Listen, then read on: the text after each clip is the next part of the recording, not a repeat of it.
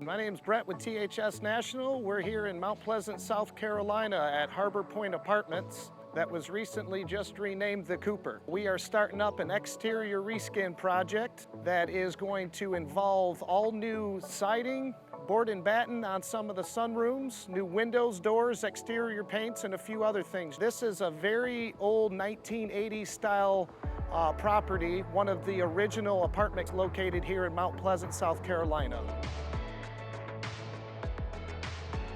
This apartment is needing of an uplift and is going to be welcomed by the residents that some have lived here for 20+ years. So with this exterior reskin project is going to bring a lot of new building codes and energy efficiency to these buildings. The windows are old aluminum style windows.